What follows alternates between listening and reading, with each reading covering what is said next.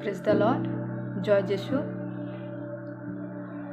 আমরা আজকে ঈশ্বরের বাক্য থেকে দেখব গীতসংহিতা 1ম অধ্যায় 3 পদ।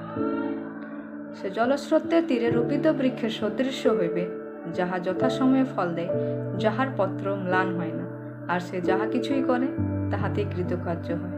আমেন। এখানে কি বলছে? সে জলস্রোতের তীরে রূপিত বৃক্ষের সদৃশ্য হইবে। সে বলতে আমি, আপনি, ঈশ্বর সেই জলস্রোতের তীরে রূপিত বৃক্ষের মানে একটা গাছের সঙ্গে আমাদের তুলনা করছেন।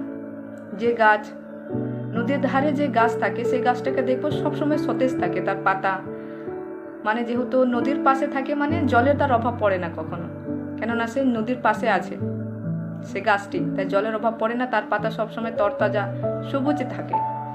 ঠিক সেভাবেই কি বলছে, যদি আজকেও আমরা যদি ঈশ্বরের পাশে থাকি তাহলে আমাদেরও পাতা কি সেভাবে আমরাও কি থাকবো সেভাবে সতেজ সবুজ থাকবো। কি বলছে? যাহা যথা সময়ে ফল দেয়, যাহার পত্র ম্লান হয় না, যেটা সঠিক সময়ে ফল দেয়, যাহার পত্র কখনো ম্লান হয় না, আর সে যাহা কিছুই করে তাহাতেই কৃতকার্য হয়। যদি আমরা ঈশ্বরের প্রভুতেই থাকি তাহলে আমরা যা করব তাহাতেই আমরা কি সফলতা পাবো। আর যদি আমরা দেখি নদীর ধারে যে গাছ থাকে, সে সারা বছর সবুজ থাকলেও একটা সময় আছে যে পাতা ঝরে পড়ে যায়।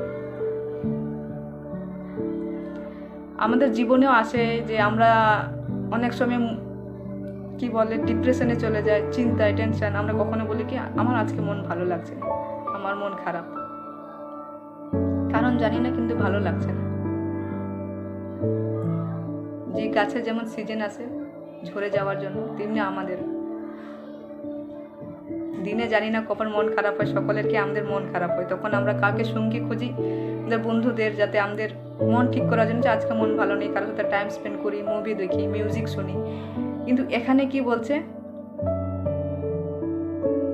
তার আগের পদে যদি আমরা দেখি যে সদাপ্রভুর ব্যবস্থায় আমোদ করে, তাহার ব্যবস্থা দিবারাত্র ধ্যান করে।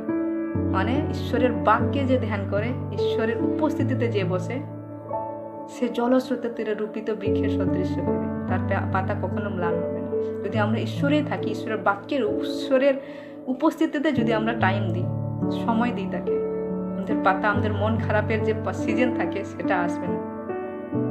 তিনি আমাদের শান্তি দেন, তার বাক্য আমাদেরকে কি একটা শান্তি দেয়।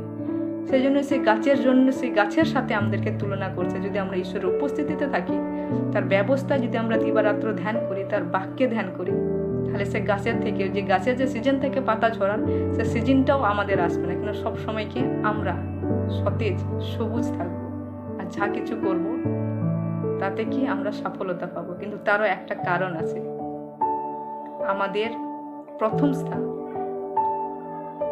আর আমাদের উপস্থিতিতে, ঈশ্বরের উপস্থিতিতে আমাদেরকে সময় কাটাতে হবে। চলুন আজকে সকলে আর একবার প্রথম থেকে না হয় শুরু করি, তার উপস্থিতিতে আমরা সকলে সময় কাটাই। আর এই সুন্দর বাক্যের দ্বারা ঈশ্বর আমাদের সকলকে আশীর্বাদ করবে।